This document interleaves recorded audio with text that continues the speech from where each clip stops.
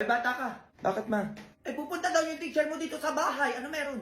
Wala, totoo ba, ma? Oh, eh, ayan o, nag-chat sa akin. Malapit na daw sila. Tayo dyan. Eh, bilang mo na ng merienda para pagdating nila dito, kakain na lang sila. Ay, oo nga, ano tayo? Eh, baka ipasa si Junjun, no? Sige na, bibili ako ng makakain nila. Alo, pwede magtago ka muna? Eh, bakit naman? Di na nga ako makalakad, di pa patataguin mo pa ako. Sige na, Lo. Teka pa, bakit na itatago? Ano bang nangyayari sa iyo? Lo, balutan mo na kita.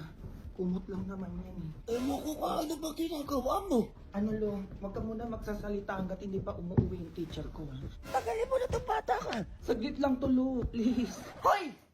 Ma, Anong ginagawa mo sa lolo mo? Ay, ano kasi, ma? Magandang araw sa inyo dito.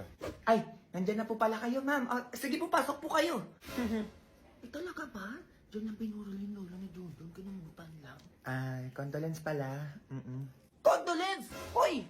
Anong condolence ang pinagsasabi mo dyan? Ay, buhay pa! Umubo, paano nangyari yun? Naku, baka minumulto na tayo dito. Ay, teka ka, parang kang balaw dyan! Ano pinagsasabi mo, ha? Eh, buhay pa itong tatay ko, pinatay mo na agad. Eh, ganun ba? Akala ko ba patay na yung lolo mo, Junjun? Ano patay? Hoy, hindi kita magets, ha? Saan mo nakuha yung mga paganyang-kanya mo? Eh, sabi ng anak mo, patay na daw yung lolo niya, kaya umabsent siya kahapon. Kaya eto ko ngayon, no, nakikiramay, eh, buhay naman pala. Ma'am. Umabsent ka kahapon?